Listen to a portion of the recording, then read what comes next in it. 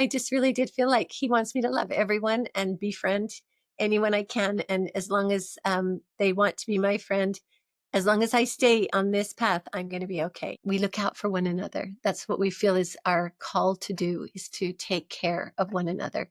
I'm Becky Brower, and I'm a Sendy Mom. Welcome to the Sendy Mom podcast.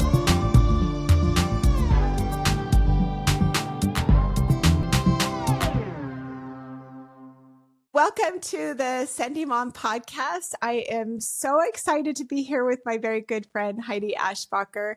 Heidi, I have known her since, oh my goodness, let's see, we moved to Switzerland in 2002. We were there from 2002 to 2005. So that has been like 20, oh my gosh, that's 23 years ago. That's a long time ago. Yeah. But yeah, we got to be really good friends while we were in Switzerland. So Heidi lives in Switzerland. She looks like a Swiss person, but she's actually American. So, married an amazing Swiss man. So I feel like I know you pretty well. I mean, we've come and stayed with Aeschbachers a couple of times when we've been in Switzerland, and they stayed in our house too. It was so much fun. It was so much fun. And we swapped houses last summer, which was kind of, it was also great. Really great. Exactly. Beautiful home. I was so happy. Yep. So it's been a great relationship. And so I want to let's go ahead and just start. And I'll ask you, first of all, what do you think a Sendy Mom is? And what do you think makes you a Sendy Mom?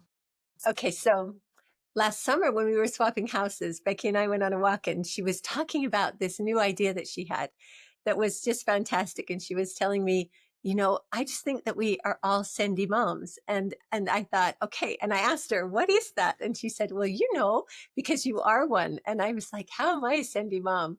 And so we talked about it, and it's really, I think that it is women who want to be mentors, women who want to be, who want to have a voice of lifting and helping in a way that others are in the front, others are put forward, and we're just supporting, and we're just there, and we're just sending them all the energy and power and support that we can.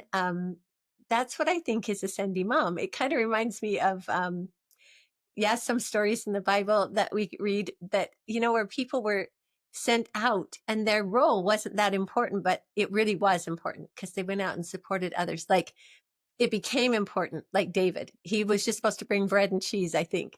And then once he was there, he had this role to play in this, and it was a very big role.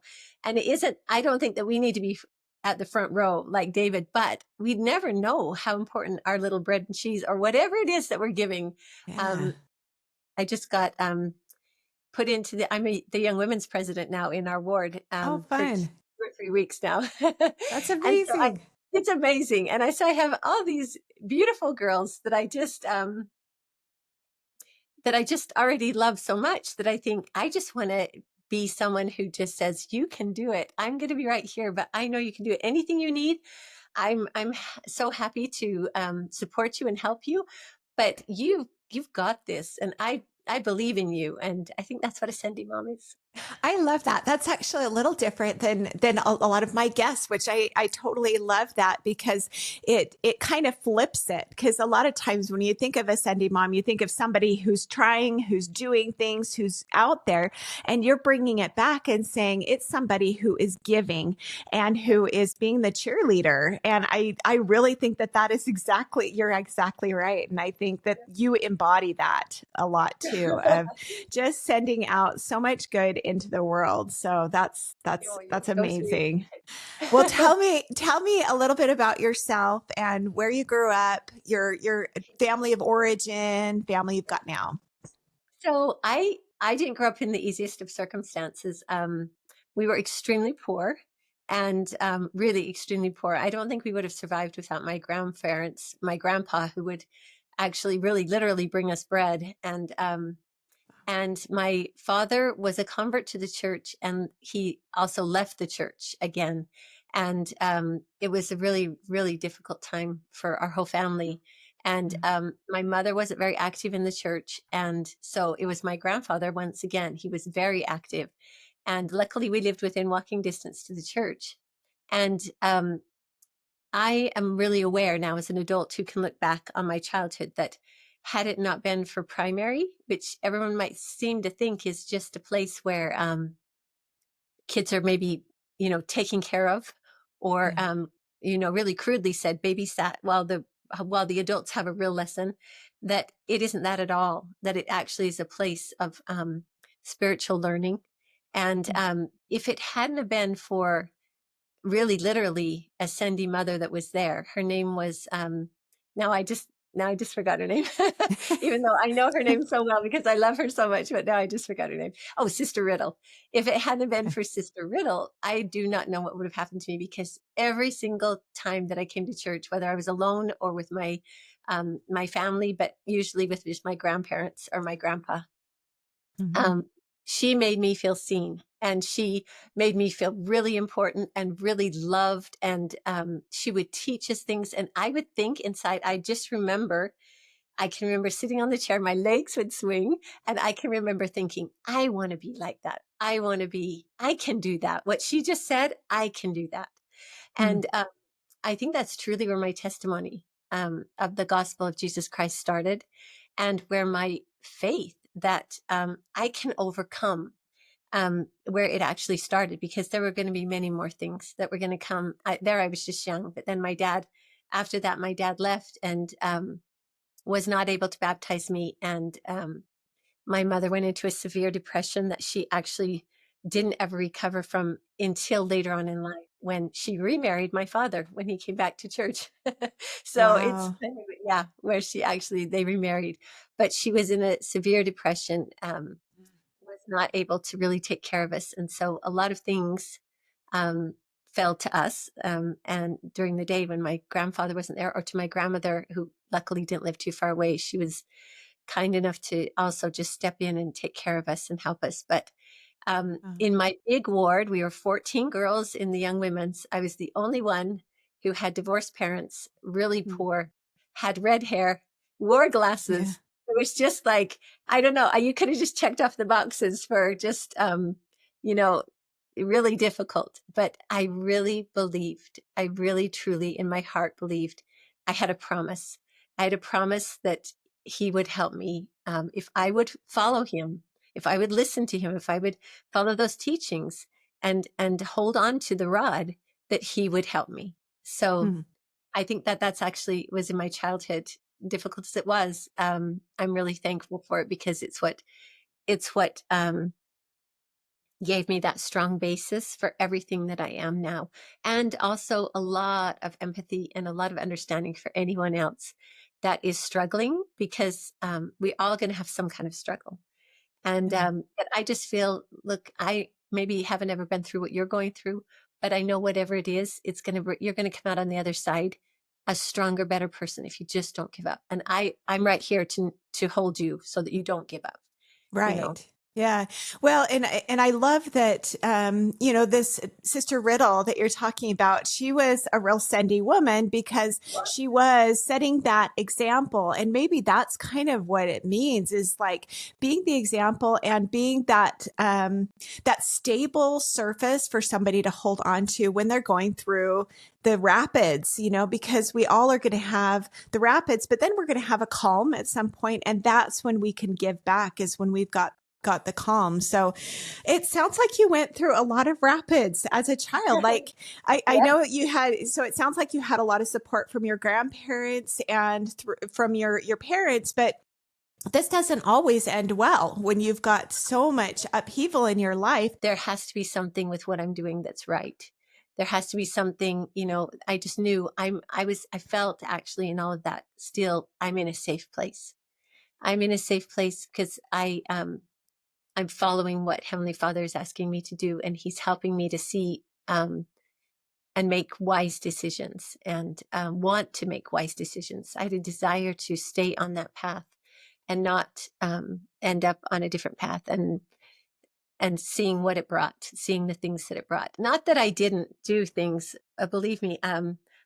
I honestly felt like I could be friends with everyone. And I do remember once when I was in high school going and sleeping over at someone's house where they had pot in their living room. And I just had my Book of Mormon. It was like, this is just my friend. And as long as I've got my Book of Mormon and I'm doing what I'm supposed to do, I'm going to be okay. So that might be kind of a funny thing, but I just really did feel like he wants me to love everyone and befriend anyone I can. And as long as they want to be my friend, as long as I stay on this path, I'm going to be okay. Yeah, so it sounds like you were really committed to your faith, and that kind of helped you to stay the course. It's kind of, whether you have a church or not, you need to have some kind of a value structure to help you to navigate life. And I think that that's an important thing to teach our children, whether they stay with your faith, your own faith tradition, or if they choose to leave or whatever. It's super important that you say, okay, great, if you're choosing to go away, what do you take from what we've taught you, and do you feel like it is helping your life? Go ahead and take those things. If you don't like some of the things we're doing, you can throw that away, but you need to have something that's going to help you to be a moral person who is going to make the world a better place and to be a contributing member of society. That's really what we're trying to accomplish here, right? Yeah. Yeah. So tell me a little bit more about how you felt about yourself when you were a child, like, or even like in high school and stuff. What are some of the things that you tried that you felt like you were successful at or not? Well, I really had like my goals were to I wanted to know, like, I made my own goals. So I think that that's also important, is that my goals were not only given from the outside, but I had like goals inside of me. And one of the goals was, I said, I'm going to know everyone in my high school. I need to know everyone so that everybody, so I can say hi to them. I just want to be able to know everybody. And I remember there was a young brother and sister that moved in from New York, and they were like, "You're just so, you don't know us, and why are you talking to us?" And I said to them, "Because I want to know you, and I want to just help you to feel welcome." And they just thought I was the funniest thing, that I would do that. But it was like a goal of mine was to know everyone. And then I also was extremely interested in the arts. And I did get that from my mother and from my grandmother and from my family, that we were very like ballet and orchestra and singing was a big part of my the inheritance I received from my grandparents and parents. And so I also wanted to be really involved in high school and that. So I was involved in a lot of different things, but it was hard. It was scary for me. Um, I don't have the very best singing voice of everyone in the family. My sister would get offered, she would have people call her up to come and sing at funerals or at church meetings and special places because she had such a beautiful voice. And I wasn't blessed with that, but I was able to dance very, really, really well, and theater. And so I went into those areas, but I still wanted to be able to sing. And so probably the scariest thing I ever did was, and everybody knew that I was scared. Everyone knew. I'd tell them, I'm Mhm. scared to death. Um, is when I would try out for like the choir or try out for the a cappella. And then I had people looking through the window at the choir auditions. And afterwards they were asking me, why did you do this? Why did you move your hands? And I was like, I talk with my hands. So I was singing and moving my hands. They were like trying so hard to support me and to help me. And I didn't make it. I didn't get into the a cappella. And I was so really, really sad, but I did make it into the choir. And Mm. but they were so supportive of me, and I just kept going. And then probably the second scariest thing for me was when I went up to the U of U and down to BYU, and I auditioned for a scholarship because we were very poor. I auditioned for a scholarship in the theater program, and when I was at the U of U, I felt like the second I walked in, the committee that was the three judges that were going to judge my piece that I was going to do. I felt like I already had like this energy, this feeling that they were like, no, she's not. Like I thought, why should I Uh, even start? I had this feeling of like, why should I even try? Then I thought, well, you might as well just give it your all. But even during the thing, I kept having this like my first thought, continue, Heidi, do it. And my second thought, but why? They're not even interested. They're not even, it's not even, it's not going to work. And Hmm. it didn't. And then I went to BYU and I got into, which is really not common. Um, so usually when you're a sophomore, you're not yet put into a theater production. They usually Hmm. were theater at that time. I don't know what it's like today, but at that Hmm. time. So for me to be put into straight away, when I went down there, to be put into, it was a students theater production together with others, was just, it boosted my confidence again. But I had Yeah. the other first. I had to take all my courage together and go then down to BYU and try again after. So how were you feeling when you went into that audition? Like, That was it felt completely different. I don't know. I can't explain it. It just did. I just felt like I'm just going to do my very best. And I'm just going to do my very best. And I felt like the people were smiling at me. It could be that I looked a part that they wanted. It could, there's so okay? much in theater. It could be that I was the size. It could be that I looked the part. It could be that when I went to U of U, that they had, I don't know, 5 redheads that morning. And they thought, oh, no, we're not taking another redhead. I mean, you know what I mean? Yeah. Yeah, no, in the arts, yeah, for sure. It It could really have been. does. It's so many different reasons, but it's interesting that you were able to sense that energy when Oh, yeah. as you walked in. And I Yes. think that's kind of an important thing to recognize that that there is an energy that in any situation that you go in, you can tell if it's going to be the right place for you. Like Yeah. sometimes we just have to forge forward and take a step and do something. And then once you're there, you can say like, yeah, this is not where I need to be. Or Yeah. yes, this is who I am. This is part of Yeah. my person that I need to be. And so I love that you were able to figure that out at a really young age. And maybe we all have that. And it's called, a lot of times we call it our gut feeling or our intuition or the spirit, that's whispering to you. But it's important to be able to pay attention to that and to follow where Mhm. that is going to I lead you really to. do. It's funny that you should say that because I can really think of even when I was younger, as a younger teenager, being in situations where I was like, I need to go home. I need to, I need to go home. This isn't where I should be. Mm, This isn't where I want to be. This isn't what I right. want to do. And I honestly think it's probably everyone has it and it's a gift you can develop, but it somehow, I honestly believe it was a gift that was given me because it actually did save me um, really, really difficult situations. It actually saved me several times to just know I got to get out of here right now. This is where I need to not be here now anymore. Are there Um, any specific situations you can think of where you felt and you were able to get yourself out of it? well, one time I was invited to a party. I was invited to a party by a group of teenage, I was in high school and I just thought it was just a party like anything. And I thought, well, these kids have never invited me to a party before, so I'll just go. And so my mom let me out, but already when I was walking to the door, I felt this, trepidation. I felt, And then when she opened the door, it was so quiet in the house. And she was like, Lorna, I said, oh, did I come on the wrong day? Is this wrong and stuff? And then when I went inside, there were only about 4 people there, and it was just all so quiet, and they were all just looking at me, and I was like, what is this? And Mm, then they started talking, about, do you want a drink? Would you like a drink? And would you like, and I guess I just got the feeling, I was like, I thought, are your parents not home? And she was like, no. And they're going to be home later and stuff like this. And I just more and more, I just knew this is not where I should be.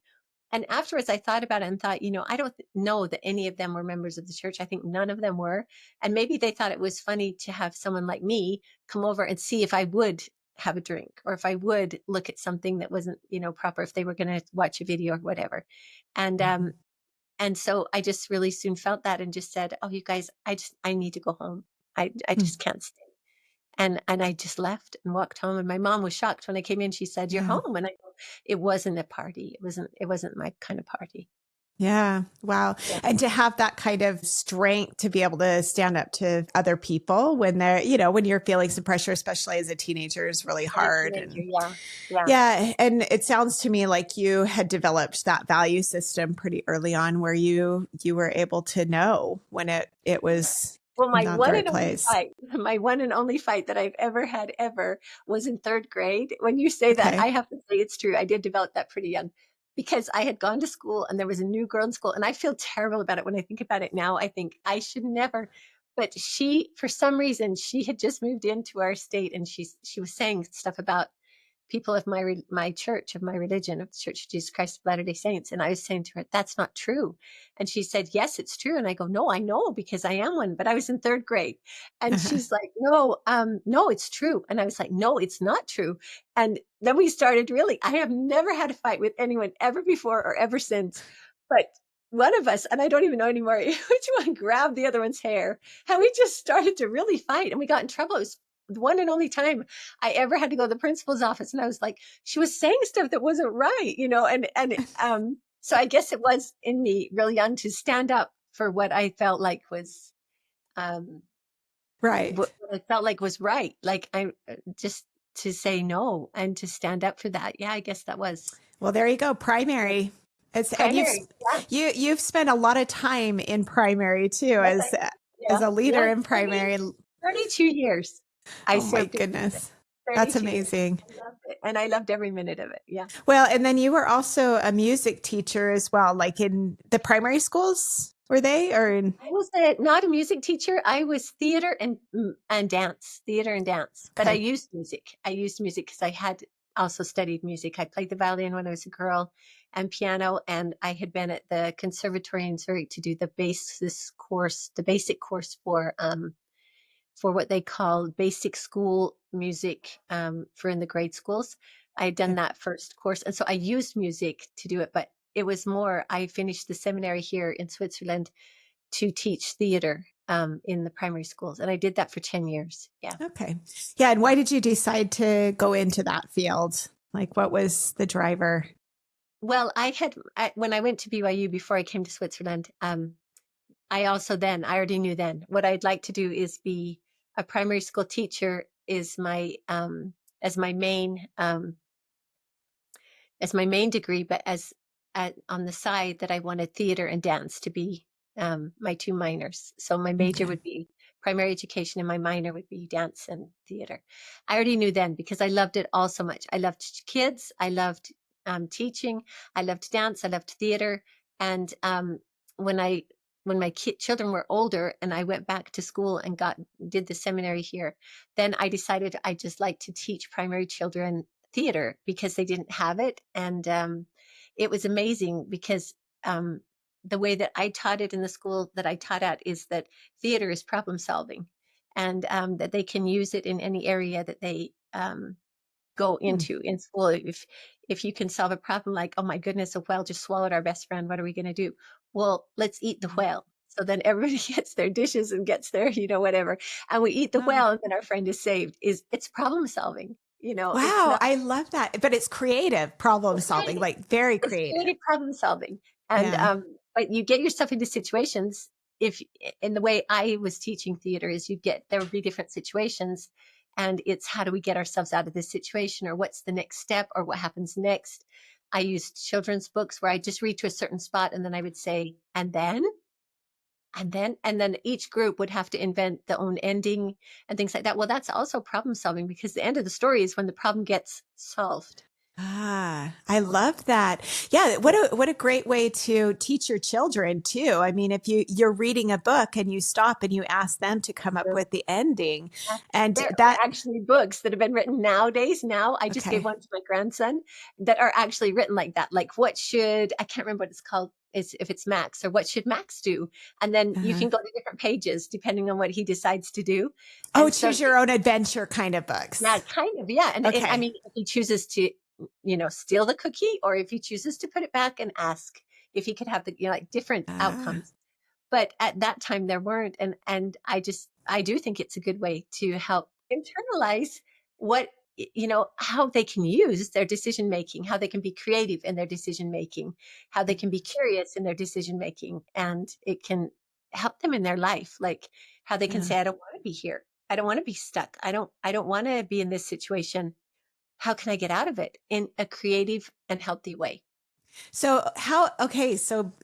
taking on that, like, have there been times in your life where you have felt stuck and how have you creatively solved that problem? Yes. um, yeah, it's interesting because probably one of the times was when I learned the very most about what it means, how I hear him. That was probably the time that I learned it the very most. So I felt very stuck in my life. And I said to my husband, I just said, I have to do something. I think I'll go to I think I'll go to school. And what I wanted to do was, it was a 2-year supplement to general education for helping children learn how to learn. So children who have difficulty in the school system doing their homework, helping them find out how's the best way that I learn? What can I use to help Okay. myself so that I'm not blocked? And so I said, I think this would help other people. I think this would interest me. I think this is what I'd like to do. But we had 2 small kids at home. And he said, well, if you say you should do it, then I think you should do it. And I said, I think I should do it, but I wasn't quite sure, but I said, I think I'm just insecure. I'm just going to go forward with it. I'm just going to go forward with it. Yeah. Well, a couple of days before the school was supposed to start, there was a woman that was going to go to school with me that was in my town. And she phoned me and said, um, I can't drive. We're going to have to go. You'll have to go with the train. I'll meet you there, which also made me just so nervous. My first time to go with the train and not know where it's at. And this is before cell phones and computers and, Google Maps. Yeah. So it's Yeah. like Right. doing it on your own. Yeah. And so I was really nervous and was just like really upset because I thought this is the first night I have to go. Anyway, so I started saying to Marcus, if anything would happen to you, what would I have to do? And he's like, why are you asking me this? And I go, I don't know. But Mm. like, let's just say something would happen. What would I have to do? I have to call the insurance? Do I have to call, like, what do I have to do? Like if something would happen to you? And he was like, oh, Heidi, nothing's going to happen to me. You're just getting really anxious because of everything, because of what's going to happen in 2 days. And Uh-huh. the next day it came again. And it was so strong that I started to cry even. I started Mm. crying and I said to him, no, I really need to know what I need to do if something happens to you. And he was like, Heidi, let's sit down and I'm going to tell you everything. If something happens to me, then you call, and he was telling me all this stuff. And he said, but let's have a prayer. And I was like, yes, let's have a prayer because I was very upset. But Mhm. I didn't connect it to my school. I just was like, I don't know why I feel this way. So then it came the day for him to drive me to school and he'd come home in the afternoon. And I was pacing and he said, Heidi, you're pacing like a tiger in a cage. And I go, I know, because I know, and this was really important for me afterwards. I know I should go with the train, but I want you to drive me. And Huh. he said, well, of course, then I'll drive you. And I was like, okay. But I just kept pacing and pacing and pacing. Well, we put our 2 oldest kids in the car. We went off and drove me to the place where the school was. And then he dropped me off. And then he left in the car and left. And I went into the school and I had my lessons and it was great. And I thought it was wonderful. And my friend showed up and we drove home in her car and she let me out at our apartment. And I didn't see our car. And I thought, oh, this is so weird. So I Mm. went upstairs and when I got in, it was just really, really quiet. And there was a note on my door that said I should contact the house management. And I thought, oh, it's about the washer or dryer or something like that. Mm. So I just shut the door and then I went to look in on my children and they weren't in their beds. And then when I went in my bedroom, there was no one there. And then I knew that something was really, really, really wrong. And so I went downstairs to where the management lived and they said, oh, the police are looking for you. And so then I did exactly what Marcus told me to do 2 days ago. I knew exactly what to do. I contacted my mother-in-law. I contacted my home teachers. It was like midnight, so I couldn't contact the insurance agency yet. The home teachers came straight over. I had no car, came straight over, and the police came to my house right away. And they said, your husband is in this hospital, your children are in this hospital. And the home teachers drove me there. When I got there, they told me that my husband, they didn't know if he would survive. And he was in the operating room right now. And they operated for 9 hours. I was just this young mother. It was the very first night, me going to school. But I knew that I had been prepared. I knew it. I knew that I had listened to him and then not listened to him because I said to my husband that day, I know I should go with the train. I know it, but I want you to drive me. And Mm. um, I chose not to listen. And that was a huge turning point in my life from that. So at this hospital, on one side of the hospital were where the children were in the children's department. They had to keep them there. And on the other side was the intensive care where Marcus was, where no one could enter. So I was walking underneath. There was a hallway underneath the building. It was night, so it was completely dark, and there were only the lights that were in this hallway, and there was no one awake in the hospital at this time of night. It was like 1:30 in the morning, 2 o'clock, and I was walking all alone through this hallway, and I was just praying and just saying, I need your help so bad. I don't know what to do. And all of a sudden, I had this feeling come over me, like from head to toe, like a warm, warm blanket. And I Mm. knew absolutely in that moment that I was not alone. And Yeah. I was just with that. It calmed my soul. It calmed my heart in a way that I was able to go see my husband who couldn't even breathe, and who um, I was able then to go to my kids, and I was going to be going through a lot more in the next few days because my older son, he did fine, but my younger son, who was 2, he had, they said they look fine. They are bruised from their car seats, but they look fine. But as soon as I got them home, he started to really throw up really a lot. And then I went Mm. back and they said, oh, it looks like from the Impact of the seatbelt. that his intestine has collapsed and we're going to have to operate. Oh, And he was 2 years old. And then they said, but tomorrow morning, a specialist is coming from Germany and is going to look at him. And then we'll decide when we'll operate on this little 2-year-old to take out that part of his intestine, which I knew was like nothing. I mean, this is, yeah. That's huge surgery, like right? for a little Yeah. to have it literally pushed together or have, something like that. It's not nothing. Right. And but I was going to be put through another test, and I called the home teachers again, and they came and gave my son a blessing, and Mhm. one of them was able to go in and actually give Marcus a blessing. And then they left, and then this specialist came. Well, this specialist, as soon as he heard where I was from, he started to make fun of the church, and he started to make fun of Mm. me. And here I was suffering so much. I felt like I was at my limit.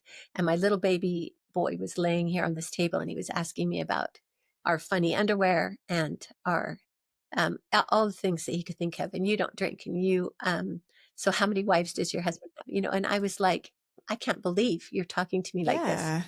And Absolutely. it was Yeah. just such I thought, am I going to be tested more? Like I felt like I was being humiliated on top of everything else. And I was like, this was like a real test for me. And then when he said that, I stopped and I just looked at him, and I just looked at him and I didn't say anything.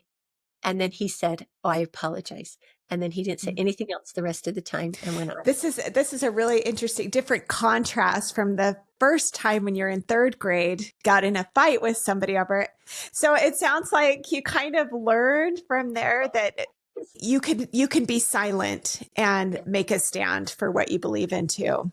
Well, I was just teaching a class this week where we were learning that to be meek is actually controlled power. Yes. Be meek is Uh-huh. controlled power. And Mm-hmm. in that moment, by being silent, by just looking at this person, I had all my power back. He had no power. There was none, because there Mm-hmm. was nothing for him to fight against, because I wasn't, he had none. And then he said, well, this is something that I didn't expect to see. It's not closed. His intestine, it's not closed. I don't have to operate. I was like, I felt like the blessing that he'd received from the home teachers, but also just knowing that I was just like, I'm all in. I'm all in. And even if this man who's supposed to operate, who's supposed to be a specialist, is being so degrading to me, like he's just degrading me, I'm still all in. I'm still going to be Yeah. right here, strong. And it opened up, and he didn't have to be operated on, and he didn't throw up again. He was like, all of a sudden, he Wow. was like healed, Just completely healed. just Yeah. completely healed. Well, hello. We're about halfway through the podcast. I want to remind you that this podcast is also on our YouTube channel at Sendy Mom. You can find our website at sendymom.com and on Instagram at sendy.mom. Please subscribe, review, and share this episode with people you think might need this message. It really does help me. Heidi asked me to talk about Margareta Steiff for the Sendy Spotlight next week. Margareta was disabled with polio as a child. In spite of the challenges this brought to her life, she chose to accept the life she had and do what she could with the body she had. She created the world's very first teddy bear. I'm going to talk about Margaret Steiff in the next Sendy Spotlight next Monday, so stay tuned for that. My next guest is Denise Gasser. She is an artist of fine paintings as well as a mother of 4 boys. She is an amazing addition to the Sendy Mom podcast and family. I actually met her at the post office. She's a kindred spirit, and I am so grateful she asked me about the Sendy Mom podcast. I'm looking forward to getting to know her better, and know you will too. Denise is not only a mother and artist, she is also a mentor to other artists looking for a way to express themselves creatively and build a business around their brand. Her life experiences at such a young age will inspire you. I can't wait for you to hear our chat. That will be available on April 28th. Enjoy the rest of my conversation with Heidi. She is truly a remarkable woman and a Sendy mom. And then I went back, and then things started to change, because then I got to go in to see my husband, and there was one nurse that was in there with me. She said to me, I saw that they gave him a blessing. So tell me about that. And I said, well, I'm from the Church of Jesus Christ of Latter-day Saints, and we believe that there is a power of God that we can use when he gives us authority to help one another. It's purely to serve one another. And she said, well, will you tell me the story? Is your husband a member too? And I said, yes, he is. And she said, well, will you tell me the story, how you guys met and everything? And I started telling her. And then I got to the part where we were sealed in the temple. And I was telling her about being sealed for time and all eternity. And in that moment, Marcus squoze my hand. But he was in an artificial coma. And it was the first reaction that he'd shown. And I said to her, he just squoze my hand. And she said, keep talking. Just keep talking. And so I kept talking, and he just started to move a little bit. I felt like I was being tested to know, so that I would know how I hear him. He'd been there all along. He'd always been there with me from my difficult childhood all the way through my teenage years, all the way into my married life. He'd always been there, but he was trying to help me to get to a point where I knew how I hear him, and where I knew without a doubt that he was always there, that he was always going to be there for me. Then they said that my husband would never work again, and that they didn't know if he would be able to even communicate, because what happened was the car that hit him from the air. It flipped up in the air and hit him. And the windshield, there's a bar that holds the windshield and the sidebar, and that came back and completely crushed his whole side of his face, as if he'd been shot by a gun. Oh And so my he actually goodness. had Titan. These Titan plates that are in there. He doesn't actually have any bone. And you can't see it. You You can't can't. tell at No, they all. did an excellent job. They did an excellent job. And it was a Yeah. dental surgeon that operated. And they told me, because his eye was completely free, they said he will see double. He will never be able to work again. But in the blessing that he'd received, he had said, you will be able to take care of your family. You will be able to be the father that you desire to be. And Wow. so I was like, no, I believe it'll be okay. Well, then a little few days later, they said, we have to do the test now for the eyes. And I said, how did the test go? And they said they have to do it again tomorrow, because they said it can't be right, because I have the exact same prescription. I have the exact same. I see exactly the same as I did before. And they Wow. said that can't be right. They have to test me again tomorrow.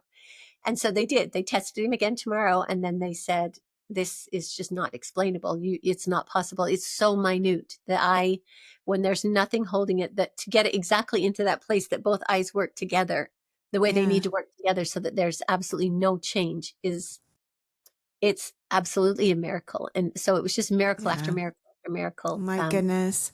Well, tell me a little, because I know that you've told me before about later on going to a restaurant Yes, when yes, the kids were yes. older. Yes, Yeah. now that's what else happens.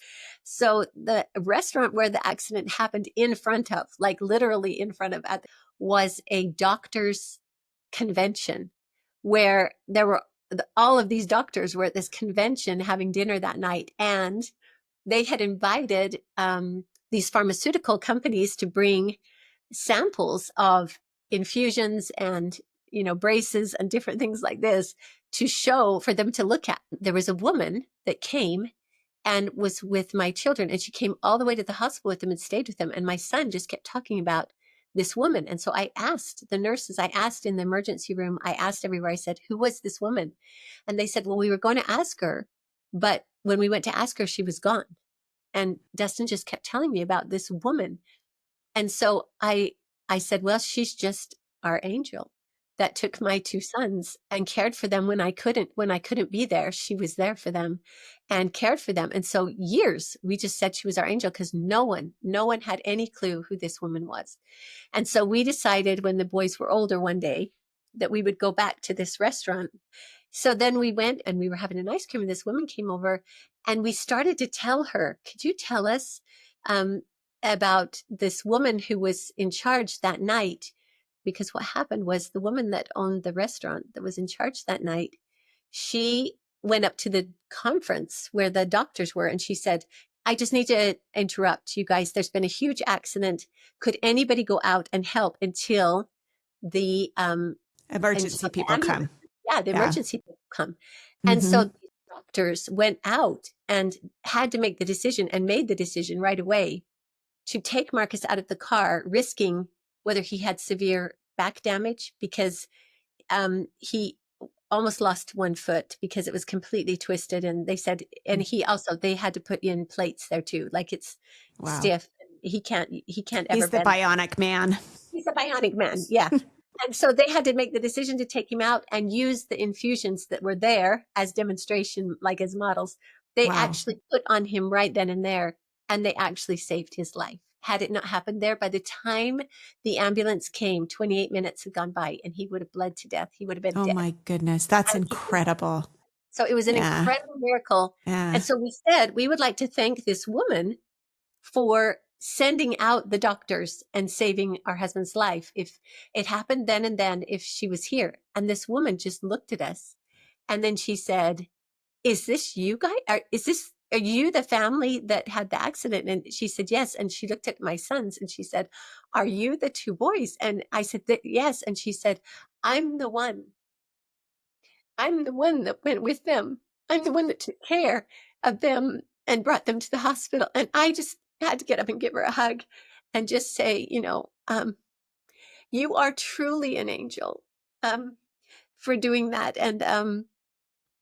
And taking care, not only sending all of those doctors out there to take care of my husband, but also taking care of my sons when I couldn't do it. And we actually kept up contact with her because how could you not? Right. Yeah. Well, and she was surprised that Marcus had survived, right? Yeah, it really truly was because she did that. It really truly was because there was a mix up because they had called a helicopter and an ambulance and then they Mhm. X'd each other out. And because of that mix Uh, up, they had to call in again. And so it took extra long for the ambulance to get there and he wouldn't have survived that's had they not incredible. not done that. And had they not had, because he was losing so much blood, um, because he was bleeding from his leg, he was bleeding from his arm, he was bleeding so severely from his head. They had to give him right then and there IVs and just help him and Well, talk about a Sendy woman. I mean, to be there when something happens and then to actually do something about it, to look around and see what is going on, to be the calm, to be able to be there and to help that. This is what empathy truly is. I am feeling calm right now. I am going to give some of that calm to this person and putting and transferring some of that energy to that other person.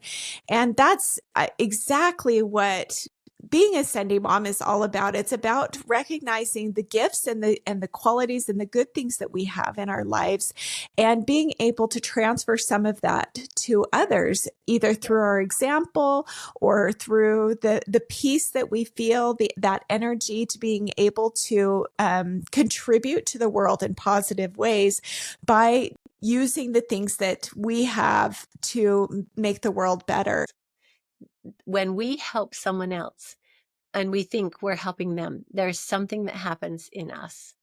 And this is something that you don't get by reading a good book, or you don't get it by going out and exercising. This is something that happens on a different level, and it can't be really replaced. And I start to understand that that's actually what ministering is, that's why ministering is so important in what we believe, because there is something that happens to both people who are involved Yes. in that It's relationship. exponential, isn't it? Like when you get two people Correct. together, it's not 1+1. It's like No, equals 2. It's 1+1 equals 100, exactly. Yeah, right? it's exponential. And because, to give an example, when we got COVID at the very, very beginning of COVID, and again, my husband Yeah. ended up in the hospital. I could not talk to him. And I had dear friends come over, and, everyone was very scared. And so they would come to my window, this window that you can see right here. They'd come to this window, and literally I'd put my hands on the window and they'd put their hands on the window. And we just kind of like touch hands through the window, and they'd leave a bag of food in front of it. And then they would leave again. Well, my neighbor saw that, who lives next door to me and who lives behind me. And she said, "Who are these people that are coming, that are giving, is there anything I can do for you? Who are these people?" And so it will always have more effect than what we believe it will have, because then I could talk to her about, these are people that are from the church, that we have, we look out for one another. That's what we feel is our call to do, is to take care of one another. And so it does, it just kind of grows. And I Yeah, think that exactly. if we knew, I've had people several times, in fact, say to me, when my children were in school here in Switzerland and something difficult was happening, they would say to me, the ones that knew that I was a member of the church and knew that about it, but they weren't members and weren't interested, but they would say to me, "You're so lucky because you have such a net." They were Yes. very aware that I was Uh, being carried by others again and again and again. They were very yeah. aware. To have a community. Yeah. Absolutely. And that's, and it makes it easy when you have a church that's the same everywhere in the world. You go, that's how we felt, moving to different places all over the world, is like, as soon as we get there, we already have like this community of Yeah. Like before like you a came. basis. Like Right. before you came in 2002. That was so That's fun. right. Becky contacted me before she came. Yeah, you Yep. did. Hmm. And then we like already knew one another before she came. And Yep. that was so fun to just be able to just know, like, Becky's coming. Already waiting for you to come. My children went to Becky for piano lessons for years. Yes. It's really important that we have one Those another. connections, and and when I like thinking about the church and stuff, just having that basis of understanding, even if you don't all agree exactly on things, you have a basis of understanding, and you can build from there. When you meet a new person, usually you have to develop that foundation, and that can take some time. And so having like a community of faith like what we do helps us to be able to get to know each other more Yeah. quickly. Yeah. So, yeah. Well, Well, and let me, luckily we aren't the same. I just wanted to say real quick, yeah, go luckily we ahead. aren't the same, because I have learned, it's not possible for me to learn what I need to learn on my own. Luckily we aren't the same, because I have had an opinion or seen something in a way, Yeah. and then with someone else, and through them being who they are, I have been able to see something in a different way, and it's just been like, oh, why have I ever thought this is beautiful? And Yeah. I've learned so much. So I'm Mhm. actually so thankful that we're not all the same, because I wouldn't we would all not be able to actually grow in the way Progress. we can grow and progress if we Yeah. weren't. Yeah. Well, what kind of a crossroads do you feel like you're at in your life right now? And, what do you see for your future at this point? Well, okay, so I'm in the newer chapter because all my kids are adults. Hmm. We're a very close family. We still do vacations together. We still, everyone wants to get together for every birthday, everything, which I love so much. But and I have grandchildren, and now, in the next, I don't know, 6, 8 years, we'll retire. So I'm starting to think about these things, and I just keep saying, the biggest struggle I have is that I feel like let's just go on a lot of missions. I Yeah. just like to go on a lot of missions, but I know right now that this group right here needs me really a lot. So Yeah. it's like, so I keep thinking I can go on a mission somewhere, but I also know that someone right here needs me. Yes. Like these kids or these institute or these Marcus and I are responsible for the young adults, and I'm in the young women's, and he's the bishop, so he's responsible for the young men. So all these young people, we feel this big responsibility, and we love them so much, and they always want to come to our house, and we have like activities here all the time. So maybe this is where I need to be and not go on a Yeah. mission. I feel right now really important. The crossroads where I'm at right now is just beautiful. I feel like it's as exciting as any other crossroad I've been at. I don't at all feel like, oh my goodness, now, we're older. I just feel Yeah. like this is so exciting. What are we gonna do? Um, but I feel like I'm more that wherever I am, the Lord is going to use me. And Yep. there are things that I still need to learn wherever I Hmm. am. And He's going to Yep. help me to learn those things. So I will just try to go and do what He tells me to do. But at the same time, I'm loving every minute of wherever I am. Like it's Yeah. not that I'm thinking, oh, when or if. No. Okay. I'm not thinking that at all. I'm just thinking like I'm this calling for the young women's president. I was like, this is so exciting for me. I've never been. This is a calling I've never had. Uh-huh. And now I get to have it for the first time. And I just love these girls. Being wherever you are, like I remember there's always been this bloom where you are planted, right? And I think that there is something to be said of that for all of us, like we can't always choose the circumstances where we are, but we can always choose how we are going to respond to those circumstances and how we're going to give back and how we're going to send more out into the world from wherever we happen to be. And I love that you are loving this part of your life. And that's a choice too. You don't need to look backwards. You don't need to look forwards. You can just be right where you are and just love it. So that's beautiful. Oh my gosh, I have totally loved talking to you. But I think I'm going to ask you a few Yeah. rapid fire questions and then Okay. we'll Okay. I'll kind try. of I'll move try. on. Okay. All right. So, first one is, what has brought you joy in the last 24 hours? My son, he called me and he said, "Hey, mom, what you doing?" And I said, "I don't know, I'm cleaning." And he said, "Hey, let's go have lunch." And I said, "Okay, that's great. I'd love to go have lunch." So he came and picked me up and we Aw. went and had lunch. Yeah, that brought I me love a lot of that. joy. Yeah. Yeah, that's awesome. All right. What was the last TV show or documentary that you watched that you liked? Um, the last well, TV show is I'm a total freak for like Agatha Christie, Sherlock Oh, Holmes. I yeah. Uh-huh. love, love, love.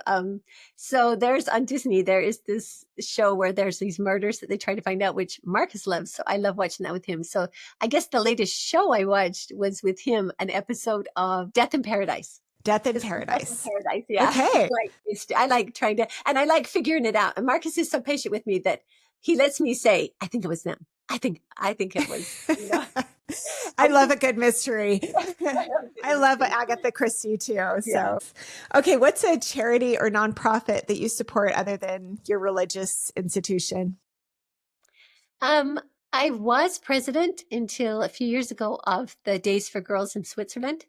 Okay, That's where they make the material hygiene kits that are rewashable and reusable. great. But we had trouble. The trouble that we have is the getting them to the places. We were making kits, and then I had hundreds, and I didn't have any way to get them out into the field. And so we decided what we better do is get all these that we have out into the field and before we go on. And then in the meantime, after that happened, that we stopped producing, then I Hmm. have this event called Women at the Well Hmm. that is also just for any woman that believes in Christ, that we do once a year. at my dear, dear friend's house here in Switzerland, where women just come together. That's how I met Barbara Morgan Gardner. She came over and spoke, and Al Caraway spoke, and the next year, and this year we will have Wendy Ulrich, who will come and speak. Wow. Yeah, Yeah, we didn't even talk about that. That was yeah, a Sendy thing to do too. Like yeah. That just was really, yeah, feeling that was like a you really needed, special moment of hearing him. That yeah. that was, I think, not possible if I hadn't learned yet how to hear him. If I Okay. hadn't been through those other things, I wouldn't have been able to hear when he was telling me, Heidi, giving me that nudge. Um, Hmm. I wouldn't have known, but it was so clear that I was like, what? What do you want me to do? I'll do it. I know you're speaking to me. What do you want me to do? So, Yeah. And how many women do you get at this conference? so we only have room actually for 100, but we've every year had 110 that we've been able to let in. But every year we feel bad because there's so many people that tell us, I wish I would have gotten a ticket. But we don't have enough room at the place where we're at to have 200 people. And Yeah. the cost of renting a facility that would host 200 people is so high, and we don't want it to cost a lot. We have no profit from it. Well, basically what it's for is to strengthen the strong. That was the whole thing that I felt he was saying to me, Heidi, strengthen the strong, do something, strengthen Yeah. the strong. So Yeah. yeah, And it's a beautiful conference. If you're in Switzerland, look it up. For sure. yeah. When does that open up for tickets and things The like that? tickets opened up actually, the tickets opened up on the 3rd of March and sold out in 2.5 hours. That's So incredible. it's Oh my incredible. goodness. But Yeah. if people wanted to find out more about it, do you have a website? Yeah. The website is, it's German. It's called Frauen am Brunnen. So it's Okay. spelled Frauen,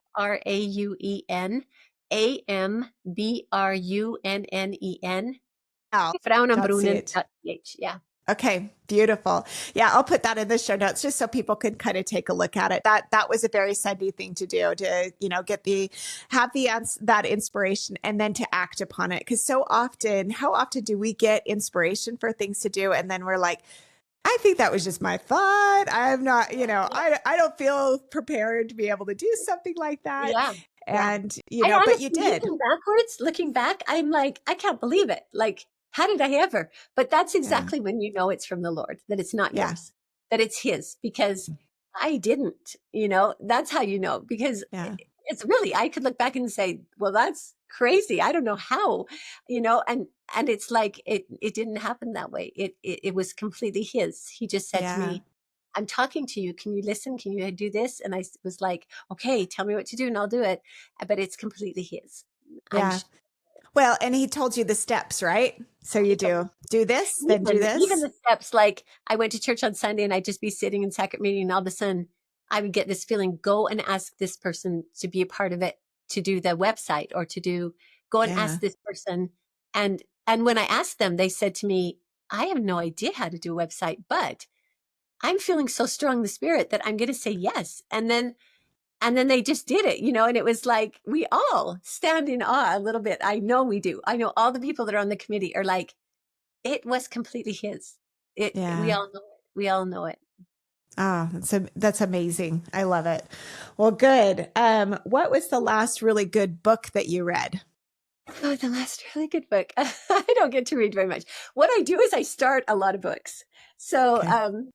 The Rock of Our Redeemer is the one that I'm right now. Like, I'm just barely into it. But Okay. that's the one that I have on my nightstand right now. But I for sure recommend it. Okay.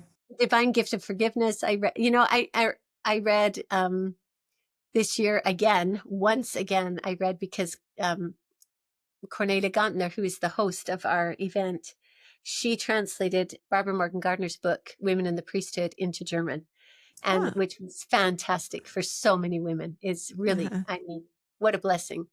And what Amazing. a gift for her to do that and spend her time to do that. I Hmm. mean, just a very, very special person, Generous. very generous person. Yeah. And I love her so Mm, much, and I'm so that's thankful for her. amazing.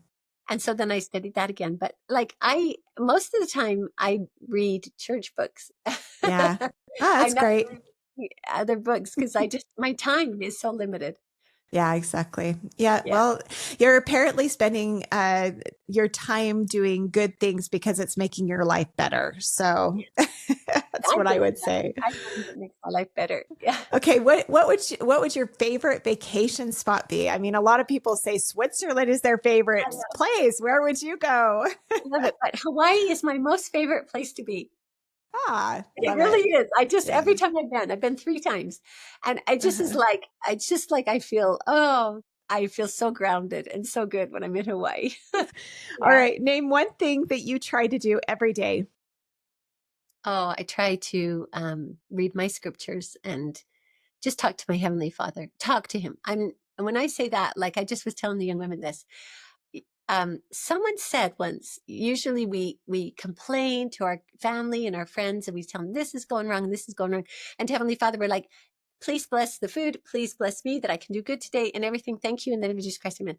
And they said, we need to bring all of our complaints to the Lord. We need to bring all of our Yeah. difficult things to the Lord. And we need to be happy with our family and with our friends. We need to tell them what they're doing good and we need to Hmm. be motivating and things like this. And so I have Hmm. quite long conversations with my Heavenly Father where I'm just like, I honestly don't know what to do about this. I did a little piece on Mother Teresa, and one thing that she said is before you pray, that you should connect yourself to Mm, God, and mm, it's like a heart to heart with God, and you need to be silent and right. really focus in on that. So when you start, you're connecting yourself to God, and I feel like when you finish, when you're saying it in the name of Jesus Christ, you are bringing yourself back to that center again, and that Yeah. gives you strength for the remainder of the day or whatever you're going to be doing. And so I love that because it's like this is the reason why we're all doing it, and this is the reason why we can actually feel peace and feel Okay. that strength and that joy, is through Jesus Christ. So I love that connection with deity is something important to do every day. All Gift. right. What do you think I should try next? Have you ever tried pottery? Oh, I did. I threw a pot once, like it just Yeah. at Aspen Grove at the family camp up, Yeah. in the mountains. So I did that once and it was really kind of fun. Like Yeah. it's kind of therapeutic and It is therapeutic. It quiet is and very therapeutic. yeah.